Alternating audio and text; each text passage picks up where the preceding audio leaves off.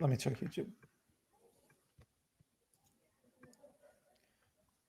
Okay, yeah, we're actually live. Okay, yeah. Cool. Nope. Oh wait, interesting. Sorry. Let's look. Yeah, I can hear us on the YouTube, so should be fine. Okay, excellent. Perfect. Okay. Cool. Well, welcome everyone. This is like another episode of GPU Mode. This one's like a bit special and near and dear to my heart. Like a problem that we've been very interested in is basically providing like more GPUs so people can actually like learn like how to run their kernels like on actual problems and get them like running fast all in public. So like here on this call, there's like the entire KernelBot dev team, and yeah, I think we can just get started. Alex, please take it away.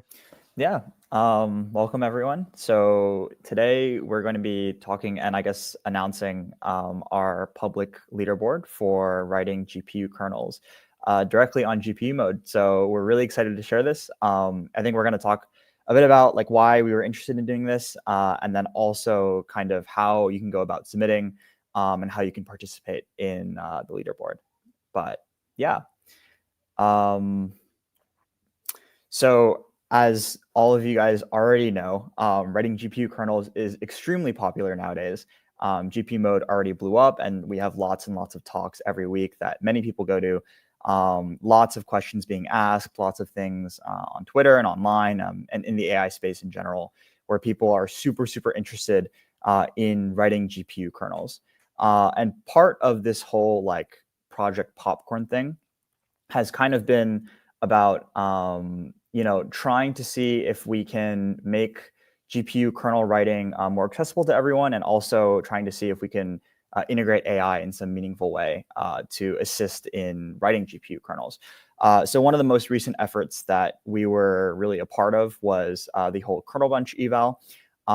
So this paper, or this project, I guess, was mainly about evaluating AI-generated GPU kernels. And there have been a lot of efforts recently basically surrounded around this idea of, can LLMs write good GPU code? Specifically for this is, can they write good CUDA code? And obviously this is kind of an open problem right now. And there are some very, very obvious downstream applications that are useful for both just automating a lot of this process, but also for assisting kernel developers in general. So also recently, there have been lots and lots of developers and groups and labs trying to work not only on this benchmark, but just on AI agents in general for kernel generation. This has been kind of a hot topic recently for the last week, especially. So our kind of open source community is interested in doing all of this in the open. We've been working on this leaderboard and also some other things that are related to this problem. And we think it's a super, super exciting direction that, a lot of people can be a part of. So this entire effort, this leaderboard included, is entirely open source and entirely public on GPU mode. So, if people on the core team would like to introduce themselves, that would be great. I guess Ben's not here, actually, but yeah. Yeah, so I guess my name is Mate. I kind of like was the leading guy in coordinating what to do, when to do, and doing some of the development as well on the GPU mode, and also coordinating like all of the deployments and the DevOps stuff, I would say, a lot of it. And yeah, so that's what I was doing. And yeah, I joined shortly after Mate and Mark. I was also part of the Kernel Bunch project, so I've been working with them on the leaderboard and also some of the documentation and things.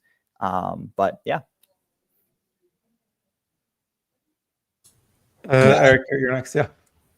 I joined the project a bit later than the others, but I kind of had a head start anyway because I was developing a very similar project for our university for some time now. So I tried to use that and maybe hopefully have some informed opinion on some of the things we were doing, and we will see in the next couple of weeks how that pans out. Yeah. Yeah, so I guess on my end, I mostly sort of spent a lot of time like with the initial prototype, like making sure like it works. I feel like very fortunate, like I managed to recruit people that are like significantly smarter than me to help me like make this real. So honestly, like a big thank you to everyone here. And yeah, we have some other people who are helping out that you might be familiar with from the GPU Mode Discord. And also, we'd like to thank our hardware sponsors for helping out. I see Charles is here. If you'd like to say something, but yeah. Yeah, just excited to see people using our GPUs for good to do to make things go even faster. Perfect. And it's been a pleasure, and it has been working great. To say. Exactly. Yes. Oh, and also, sorry, I should mention that, like, again, this entire thing is fully open source, so we're always open to people coming in and helping out in any way that they can. And you know, I don't think any of us, like, when we joined, we didn't like apply or like sign up for something. It was kind of just everyone just started participating and working on the bot. And I think for like anyone else, if you're interested in doing this, I think it's a super, super interesting and also like technically useful thing to be a part of. So yeah, I should mention that. So kind of the obvious question here is like, why a leaderboard? Like, why is this even something interesting for people to be a part of and also people to participate in? So I think nowadays, like, learning how to write GPU code is a lot easier than it was maybe even like 2 years ago. I think a lot of documentation and a lot of like community building has happened in that time.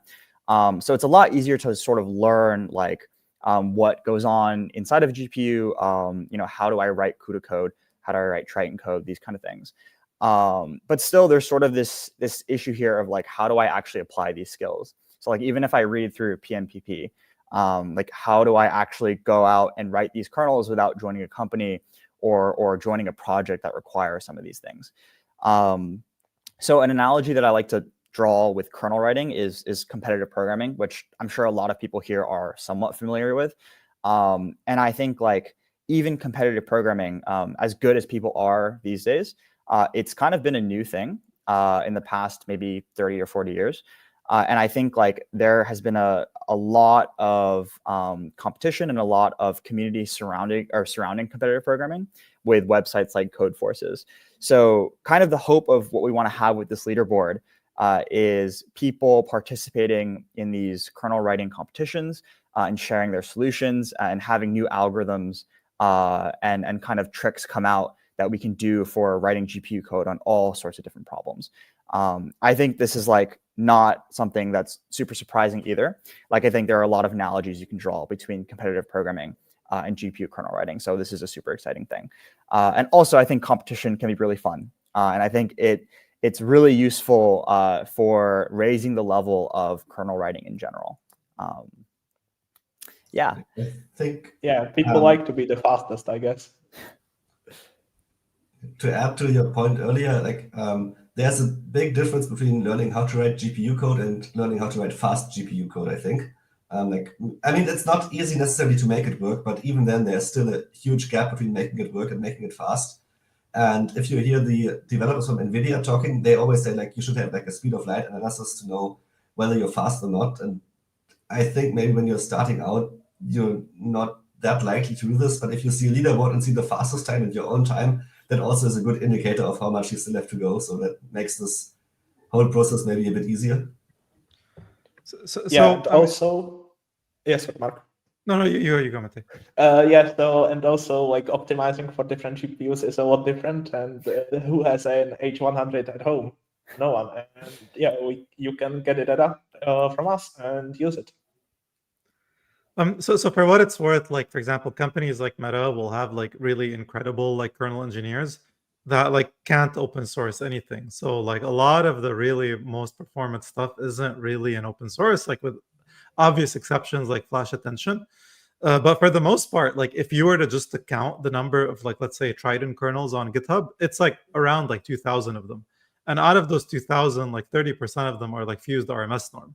So like there's really like there's really not much out there really for people to know like the very high performance stuff. And so like there's sort of that meme, of the half drawn horse all the way to the very polished horse. Like I feel like it's very much that, so yeah, so Cutlass is like also like another obvious exception.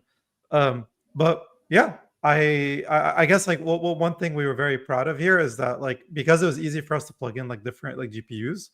There's like H100s, A100s, L4, T4s, MI300s, and we plan to add more. So if there's more exotic hardware you're interested in, we want to have it on the leaderboard. So with all that in mind, we're excited to introduce the practice round. So the reason we're doing this is obviously the leaderboard is quite new, and we're integrating it into the GPU mode Discord. So we want to make sure that like all of the features are working, all of the evaluation kind of stuff is not broken. So submissions during this round aren't going to be used for any kind of like training data or anything. It's really just supposed to be like a test bed for this leaderboard process to see like how like what we can change and what we can improve on moving forward in the future. So for this practice round, there are a few things, I guess, maybe we're going to explain as we go along. But kind of the simple idea here is we're just going to be using this data to better understand how to design the leaderboard for the future. So we're not really going to use it for anything else. That is something we can guarantee, at least for this round. All of the kind of reference kernels and reference code for this leaderboard are going to be written in Python. So we're going to be expecting you to write like a Python module. But of course, you can still use inline CUDA and other things to write your kernels. We expect you to do this. We're hoping to finish this leaderboard by the end of April. So it gives people roughly a month, maybe a month and a little bit extra to write your kernels. And we'll be using Modal to run all of our code. So we're going to be providing T4s, L4s, A100s, and H100s for people to use to submit their leaderboard code. So you're not going to have to pay for any of these things. They're all free. And hopefully this will, help people, especially if you don't have access to these kind of resources. Before I introduce the problems, would anyone else like to add anything?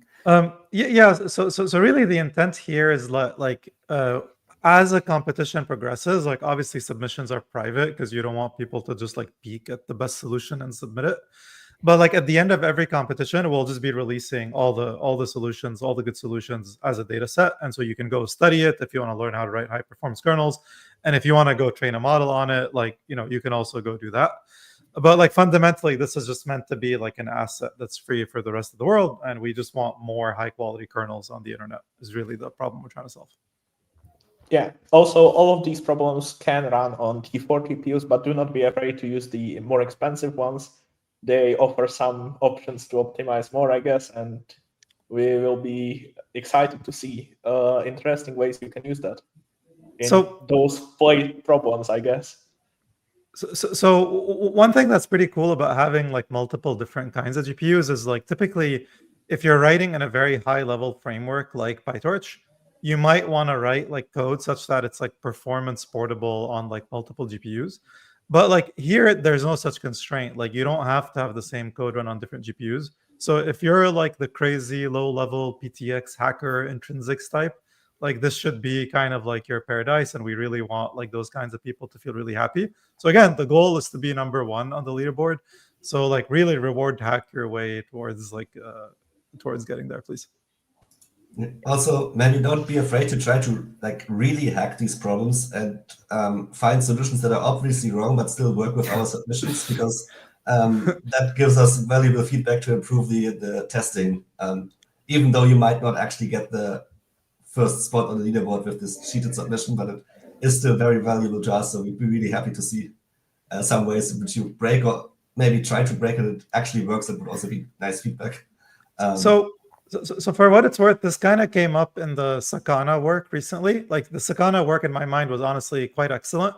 The main issue that they had was like there were certain kernels, like, let's take one example of you're trying to do a vector sum over like a very large vector and just basically take like the total sum of it. If all of the elements are drawn with like 0 mean and variance 1, you can just output 0 and it'll probably be correct, right? So this kind of like meme solution is like what like AI algorithms are very good at finding, and it's also something that as we were designing the problems, we wanted to make sure that those would fail, right? And so we really also hope like this project helps people understand how to measure the correctness of different operators. And I think this will be useful for both humans, LLMs, and like basically designers of frameworks like PyTorch or TinyGrad or what have you. Okay. So with that, these are the 8 practice round problems that we will be using in our leaderboard. So for those of you that have read PMPP, they probably look very familiar to you. I think all of these problems are in the textbook, at least in some fashion. So they should be very common kind of algorithms for you to implement. And, you know, by all means, like, try to optimize them as much as possible for every single GPU. So also to clarify, like kind of the structure of this competition is going to be each one of these problems, you are going to optimize, or you're going to have to optimize for a specific device. So there are actually technically 32 different problems. So for example, like matmul for T4 is graded completely differently than matmul for H100. So they're separate leaderboards and there are separate rankings for them. And so that way people can optimize for specific devices and for specific algorithms. Yeah, and so since we evaluate on just a tiny set of sizes, you can also optimize for those sizes and figure out something cool on that. Yeah, so for what it's worth, all of the problems are also open source, so you can like look at that. We have a repo in GPU mode called reference kernels. I'll post it in chat. And typically the way you'll get evaluated is we'll basically we'll run it on like multiple shapes, but your performance, your ranking on the leaderboard will really be how well you did on that like large specific shape. In future rounds, basically what becomes more interesting is like we can look at shapes and common models and basically just like optimize like for those. So this is like something where we want like a lot of feedback. I also see Aman asking about like whether mixed gems are worth it. I think it depends on like basically look at the matmul and the tolerances. I think the tolerances might be too tight for mixed gems, but certainly I think in the real round, basically, I guess what we're calling the LM perf round, there will be a mixed gem problem, like 100%. But for now, like I think it just depends on the tolerance.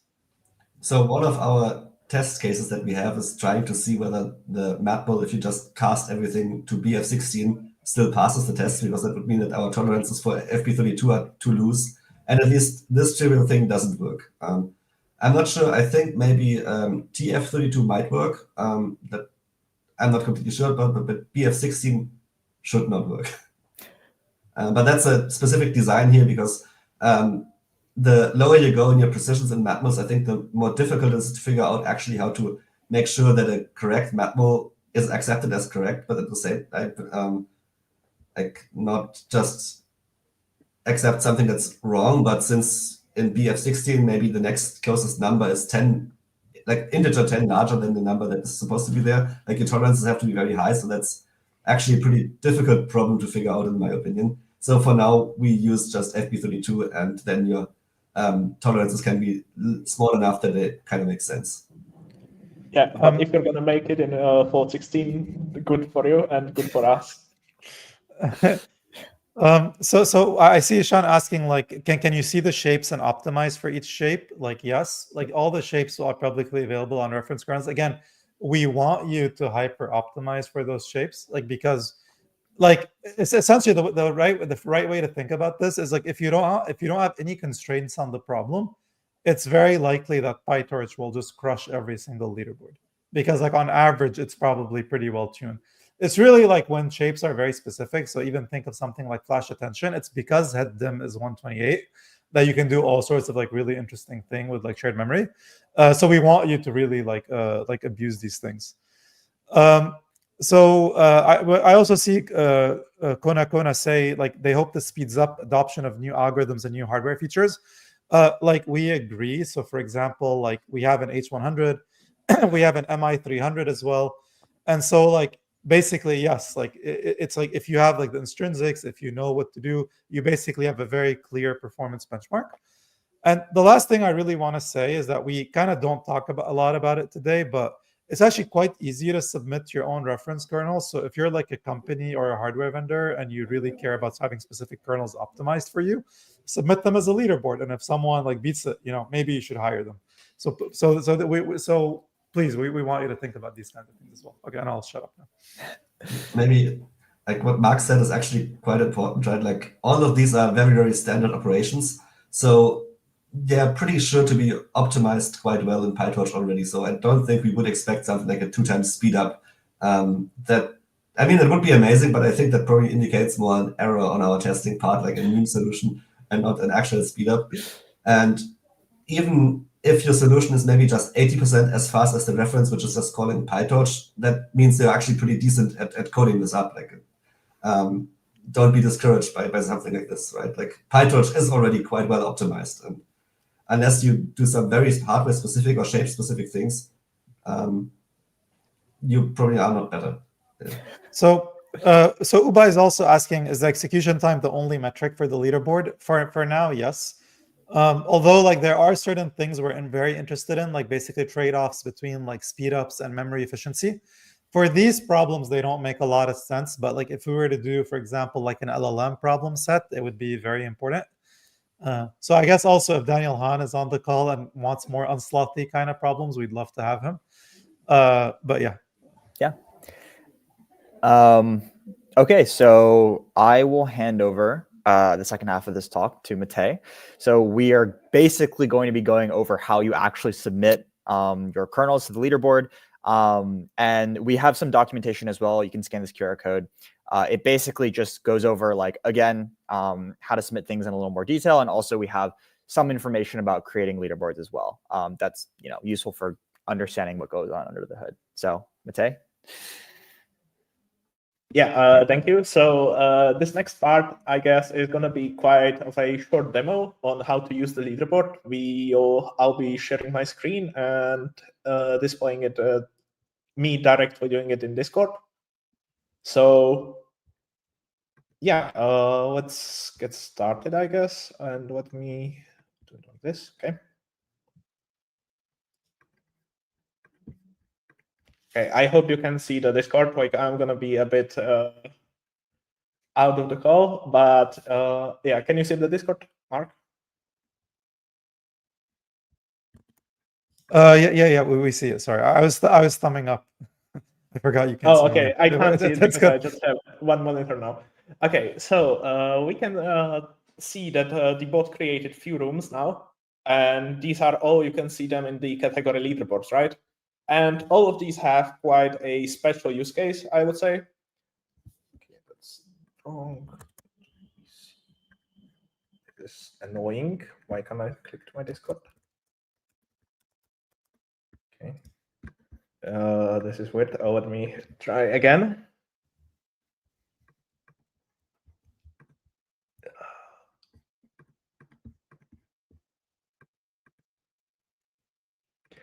Okay, now it should work.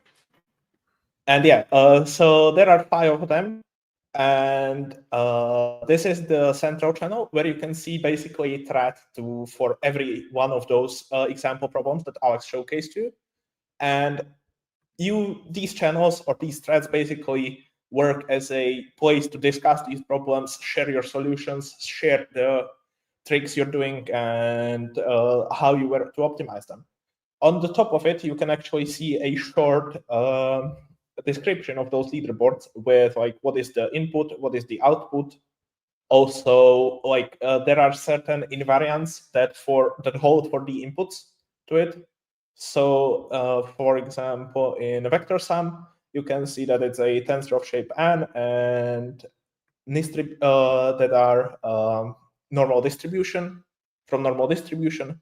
And there are invariants, like, different for each of these problems. If you want to see, like, also what leaderboards are currently available, like in any of these rooms, you can just use a leaderboard list, which is the default command that you can do. And it shows you like a table that shows all of the leaderboards and when they have the deadline and what GPUs you can use. for all of these problems, we decided to just allow submissions to any of the GPUs to just like properly test it out, and yeah, so like you can have fun with that. And yeah, that's like the general channel. That's just for kind of general discussions about the leaderboard. You can tag us with bug fixes or bugs or whatever you feel like is needed. You can tag us by, I think you can tag it by admin, like a leaderboard admin role, which is currently gonna be me, Mark, and Alex and Eric. And we're gonna try to help you at least from the start, like with your possible problems. Also, a small thing you can see is that the leaderboard list basically displays a so-called ephemeral command, so only you see it, like no one else sees this. We decided to do this for most of the problems, so you don't spam the rooms, right? Okay, so next thing, like how do you actually submit, and how can you, what are the possible submission types you can do? So if we do leaderboard show and the leaderboard name that we want to see, you'll see the submissions that, like, for example, H100 on the, let's come to the, there are no submissions, right? So we want to submit something, but we kind of don't want to submit without properly testing it, and we're not going to get a submission if the kernel doesn't work. So how can we do that? We actually provide 3 commands for that, and you can do leaderboard submit test, where you provide a kernel. So this is like our preference ones, that's just a submission that just calls it. Just maybe can you show what the submission looks like as well, just so people realize there's no magic? Oh yeah, sure. Let me try it. Yeah, so for context, folks, here, this is very similar in platforms like LeetCode, or like typically you'll have a small test of set of cases. That way you can know very quickly if your code is correct, and then you can basically benchmark its correctness. You can just push space there, yeah.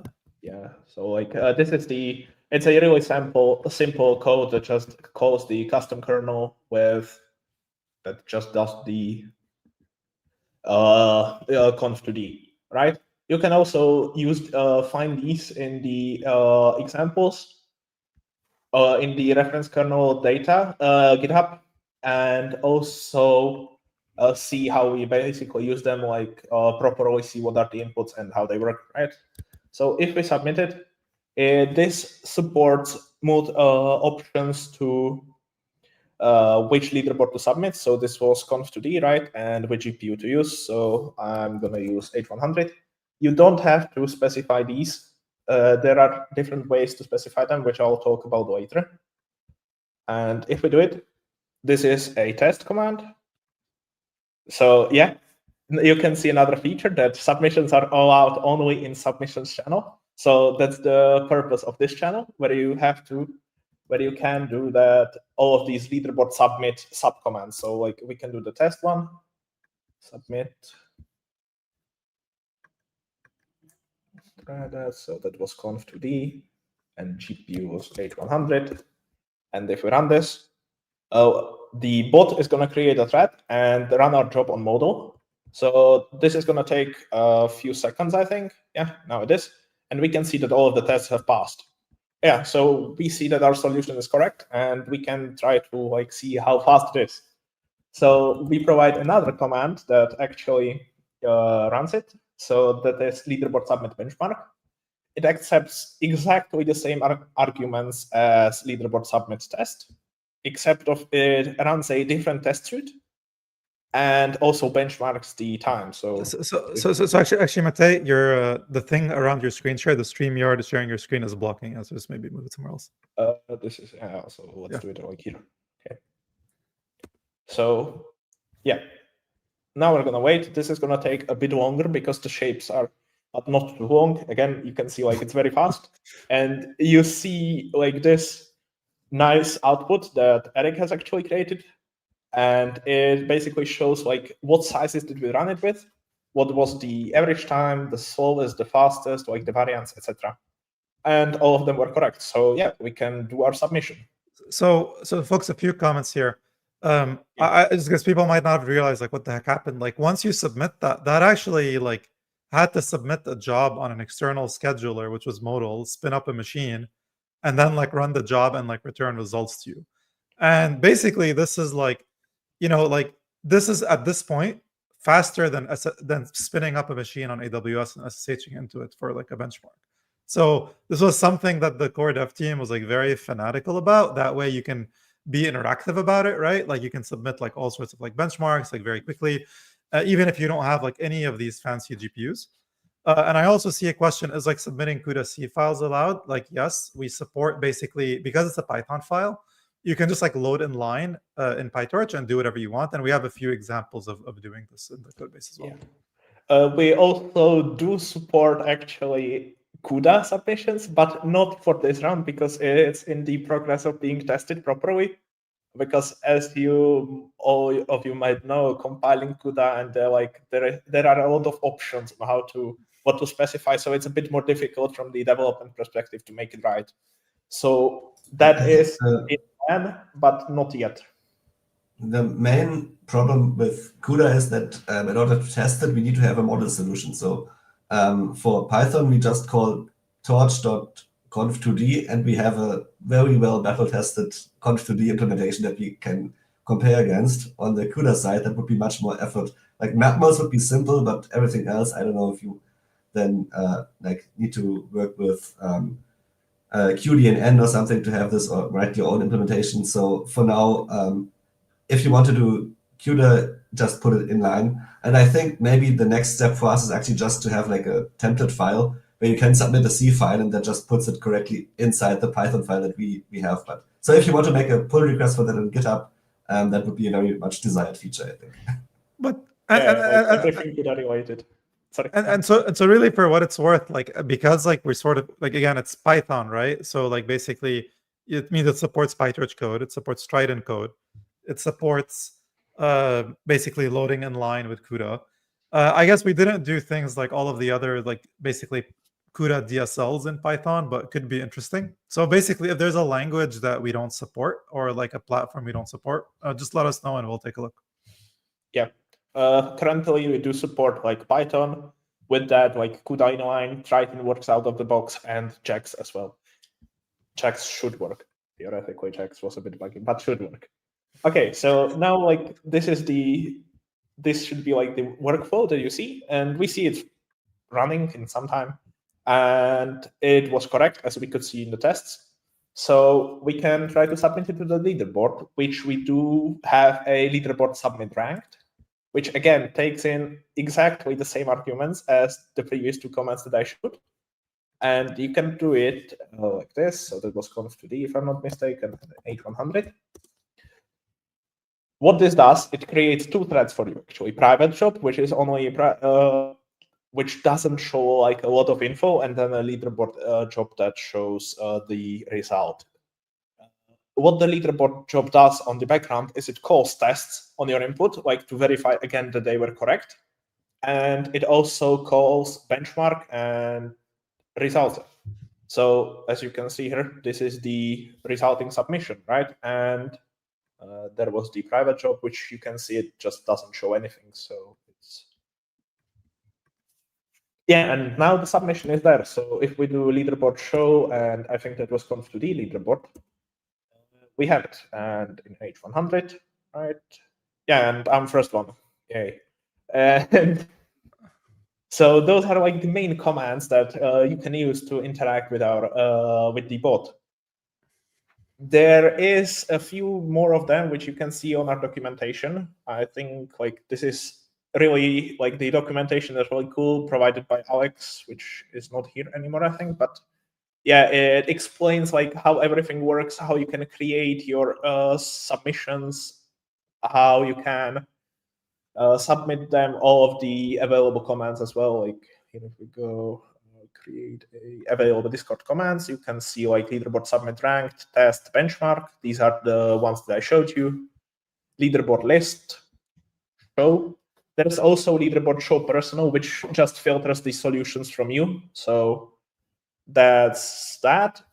Then you can also do like leaderboard task, which provides, and leaderboard template, which is somewhere around. These are like extra commands that show you info about the leaderboard and like the evaluation hardness, etc. Like if we do that, I hope it works, honestly. So leaderboard task for let's say the conf2d, as I was showing.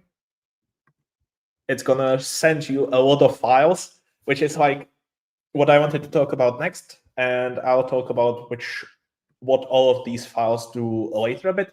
But this is basically the eval hardness that we use to evaluate your code and all of it. Yes. So So if you can reward hack or eval harness, please do. Like, if you can abuse it, like that's great. For what it's worth, like as we were testing yesterday, we found all sorts of like weird corner cases. Like for example, if you're like trying to do an eval of something like if you're trying to eval something like a prefix sum, the reference kernel will not pass itself at a large enough size. And so you basically need to make the tolerance like a function of the size of the problem. And so there's like all sorts of like janky stuff like this that I don't think like people have like really figured out like very well. But like certainly you can reward hack your way to number one if you find those issues. And if you do, it's a totally valid submission. And again, we'd love to hear from you if you can do these kinds of things. Yeah, it for sure helps you to think about those problems a lot more, because like for example, one problem Mark actually I think mentioned is one of the sample problems is vector sum, right? So you would think that it's okay, like what can be hard on developing a suit for vector sum, but to make the vector sum run like sometime that it's statistically significant to be faster, the vector sizes had to be quite large, like in tens of millions, I think, or something like that.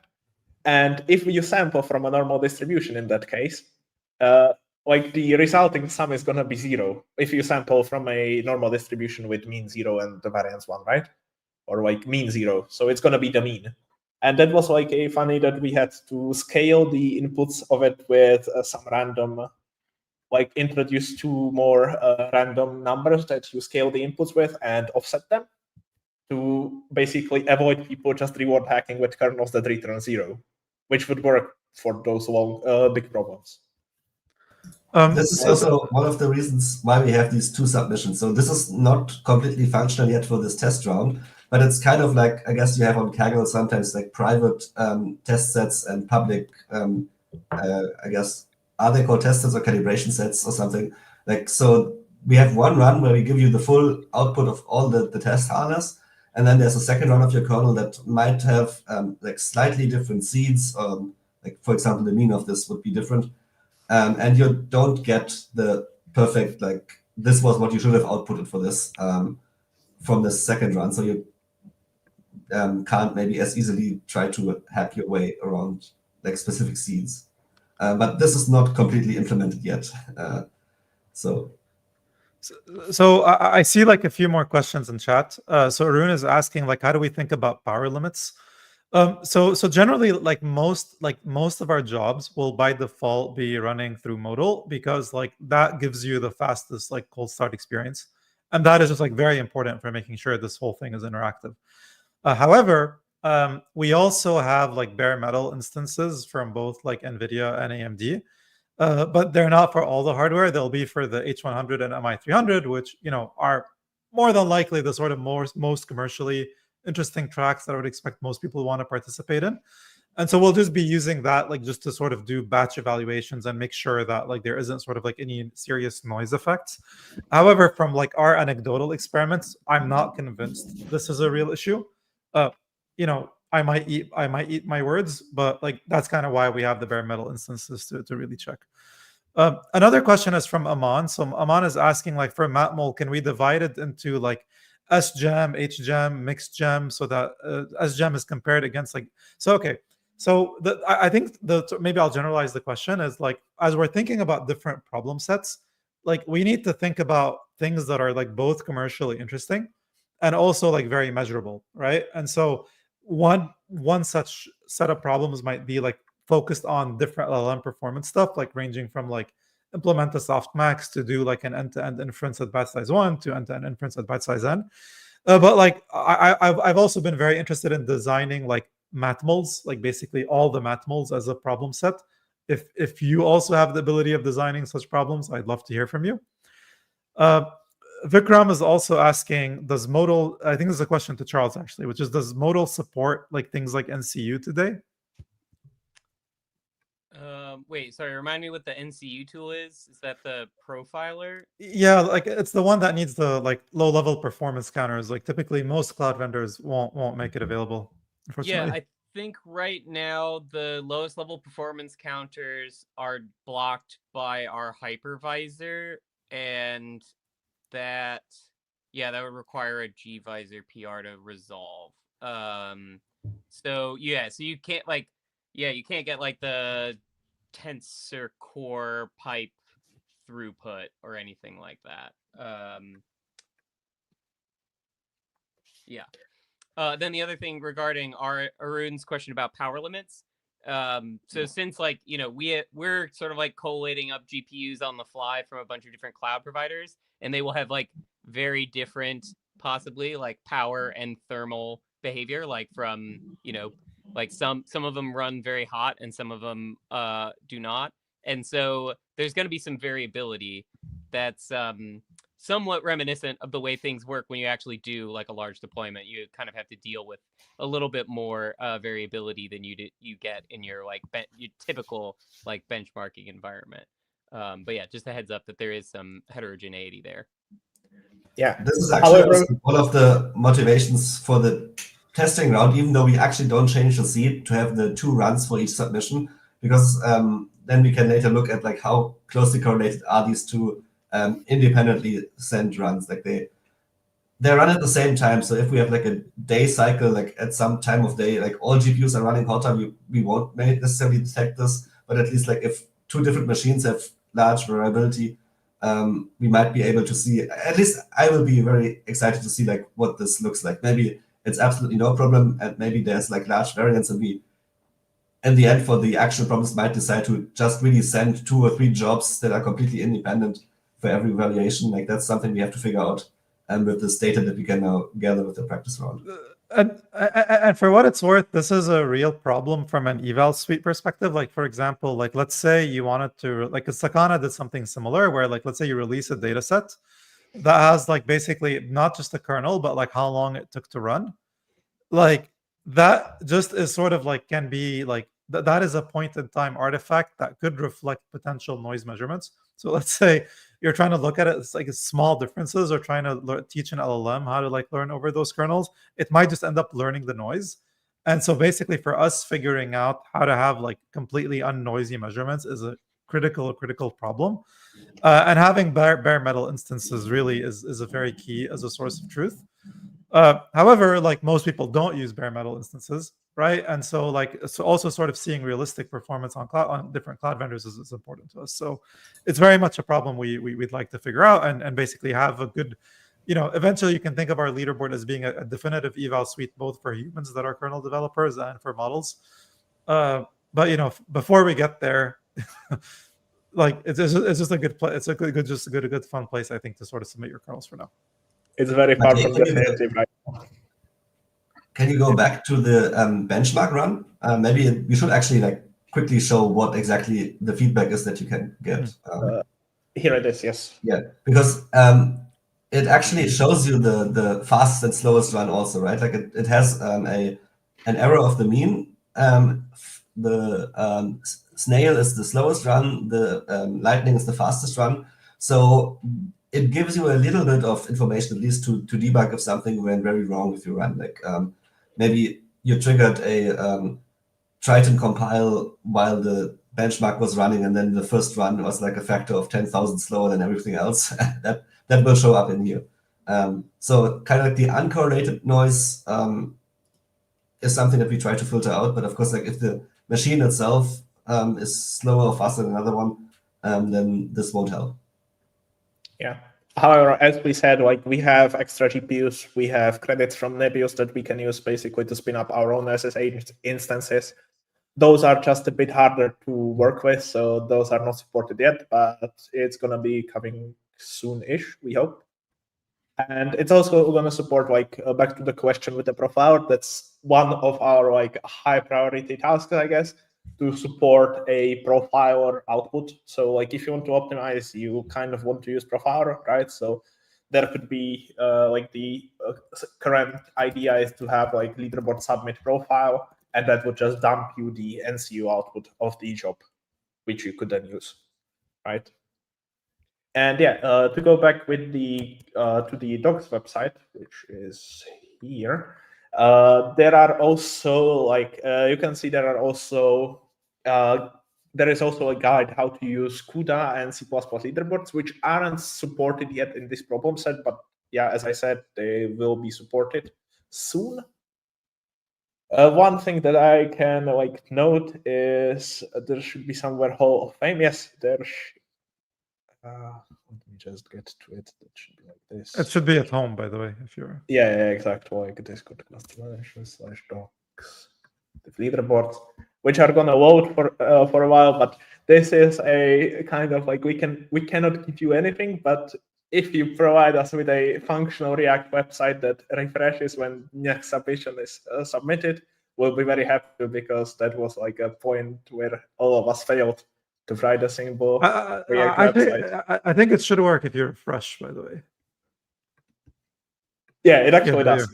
Yeah, it's but, it's just the old. This is an old submission, actually, as you can see, because currently it refreshes once a day.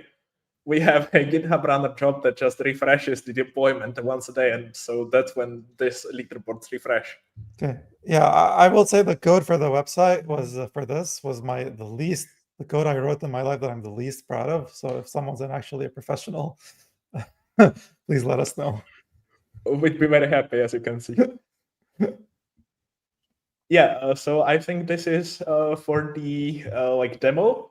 I don't think there's anything else to show for that. And next I'm going to talk about, like with help of Eric, about how we evaluate this. So let me stop sharing my screen. Yeah, just one quick interjection before you go further. Like, if you like get into this and you want to run your own setup, you want to do your own like custom profiling or something like that, should be pretty straightforward to set something like that up on Modal using some of the like code that Mate and others have written, copy pasting.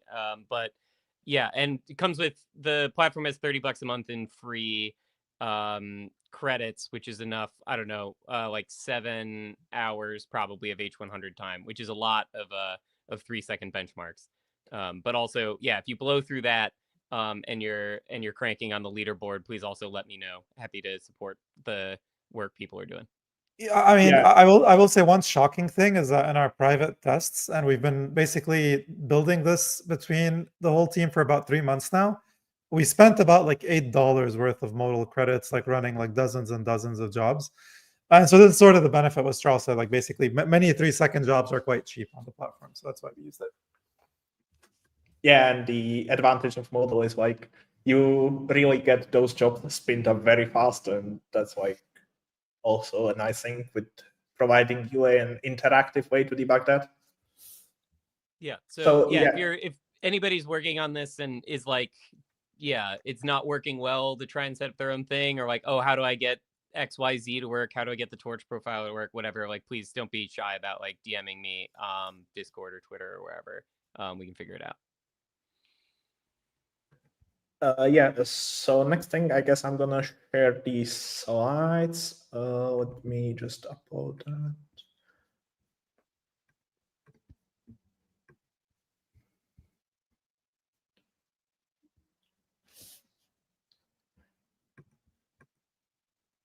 That should work any minute. Okay. You can see the slides now? Yes. Okay, so where we ended is here, like this is the demo. And now I'm gonna talk shortly with help of Eric, etc. Like this is basically went through this. So like how do we participate? And you can just use the Discord.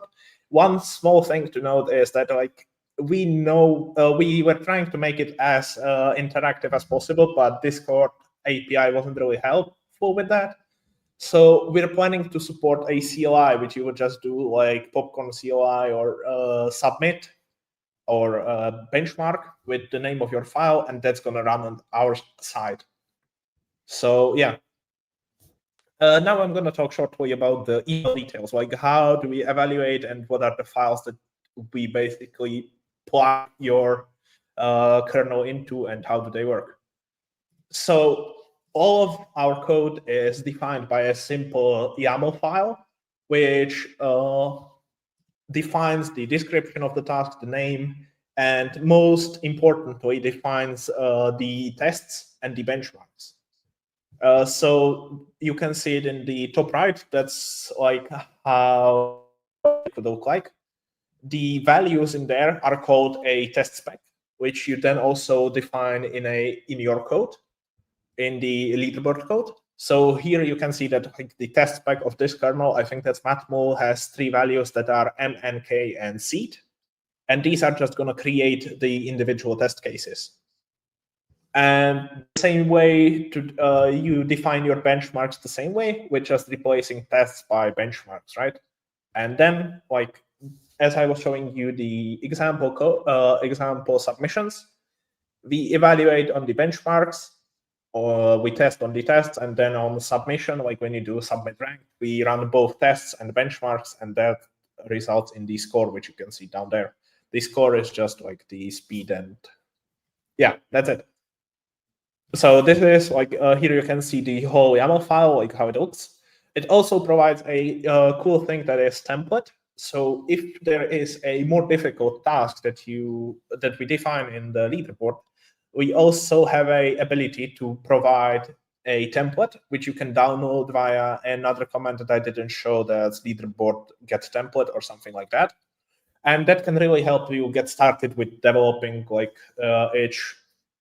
it's user defined, like we will define the template, but the idea is that it will show you like what's the input, create a sample submission that might not run but has the correct interface and correct format. On the top, you can also see like all of the files. That was what I showed you when I ran the command. I think that was leaderboard to get task. And all of them have a special meaning that I'll talk about later. And in the bottom left, you can see the IO language mapping. That's actually the test spec that I was talking about. So we define a class called test spec, which is just a dictionary type one. And that basically is getting created from these YAML files, right? So again, this is the result. And we also define 2 types, input T and output T. That's just a good practice kind of, because Python isn't typed, but that showcases like what's the input to your problem and what is the output of the problem. So in the matmul, again, yeah, sorry.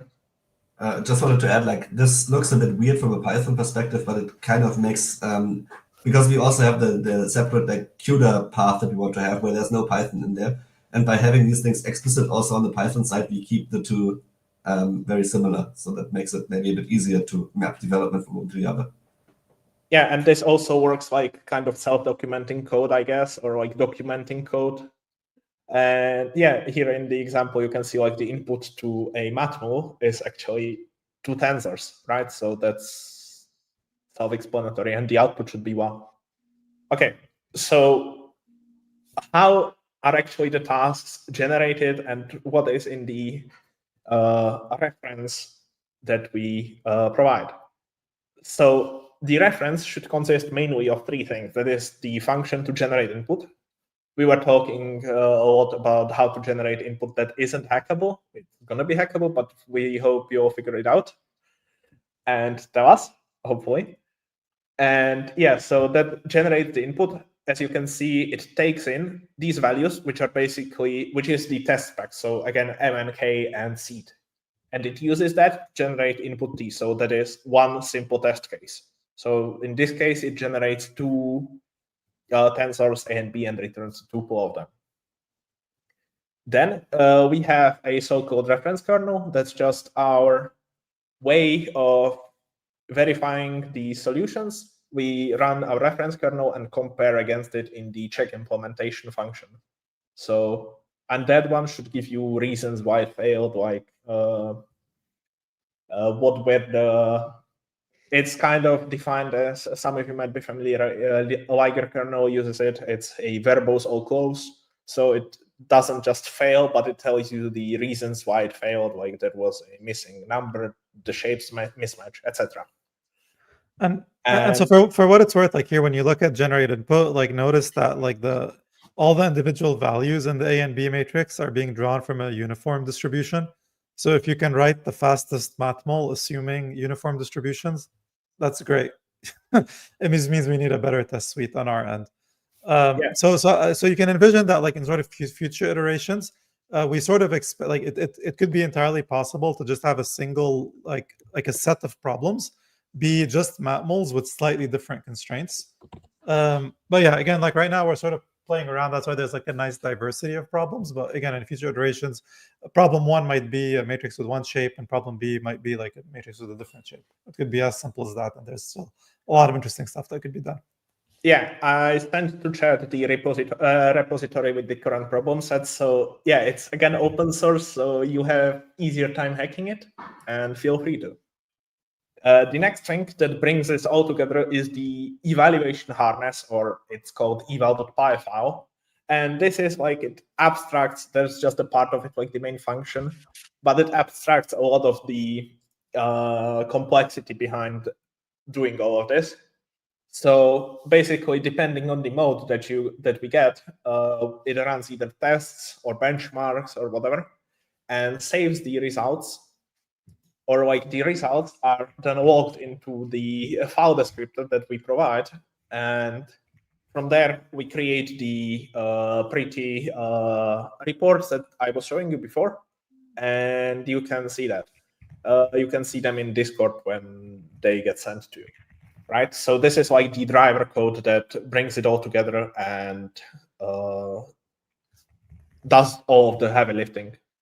Also, we know that like for the future, when we will be like, when someone would like to write a custom leaderboard, doing this is going to be quite difficult. Like it's quite a bit of code. So we provide a template. Basically, all of these sample problems do use the same eval.py file. And yeah, like there's an option to create your own and define extra stuff, sure. But you can use ours, and like all of these problems use the same one, and we had no issue with it. Okay, so that kind of brings us to the end of the talk, and like the last thing that I'm gonna talk about is like what's next. And there's a lot of stuff that we plan to support. Like developing this was a lot of effort on our end in the last 3 months, and we're nowhere near done. We want to provide better leaderboards. We understand that doing these problems might not be as interesting. So like, if you have any interesting ideas on what to do, just let us know, or even submit a PR, and we'll be happy to check it and maybe even create a leaderboard from that. Like, for example, some ideas, like a sneak peek is training a whole LLM for it when figuring out who trains it the fastest. Also, as I said, like profiling outputs is an important thing in like developing the fastest one. And yeah, like supporting it is very high on our priority list.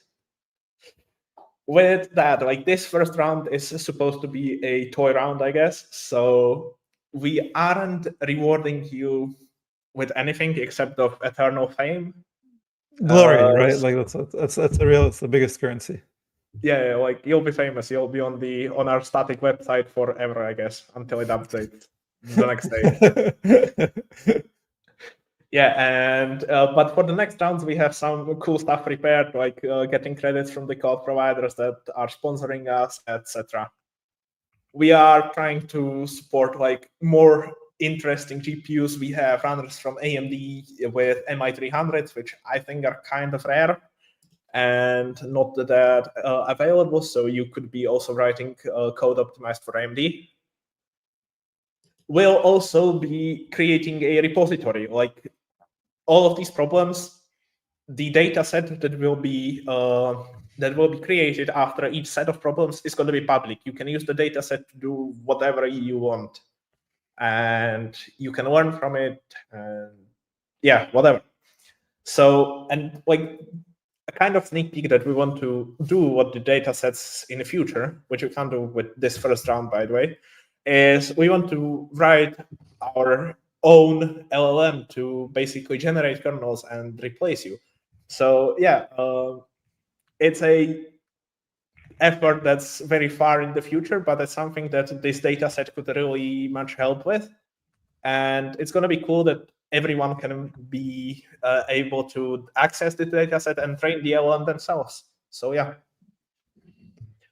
I would just like to actually say thanks to all of the people that I have contributed to this with, and it's been a lot of fun and very interesting. So if there are also any questions in chat, let's go through those. Yeah, and I guess like with that, the practice round is officially kicked off. Please start submitting like your kernels today. Like there's enough. If you're not like, if just start with like a PyTorch reference implementation, like that's the easiest thing for you to just sort of get used to the flow of like leaderboard list, show, submit. And again, the winner will get glory in April, end of April, and end of April is when we'll be releasing the next set of problems with like prizes. So yeah, if you're interested in hearing updates, go to the Start Here channel. There's a KernelBot where you can subscribe to the leaderboard updates, and so we can just send you noisier updates like whenever a new problem gets released as well.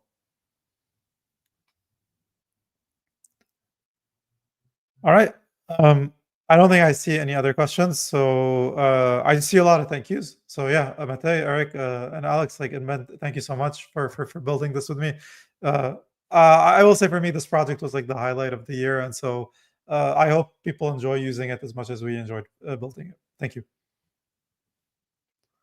Yeah, just one small thing. Like if you have any questions, like today, actually, there was a lucky coincidence that all of us are from totally different time zones. So I guess it wasn't that lucky in terms of developing, but now it's lucky. So just feel free to tag any of us with any questions, issues you might have. There's a very high chance that someone's going to be online and going to help you. Yeah. All right. And with that, I think now's a good time to end. Thank you, folks. And Thank see you you soon.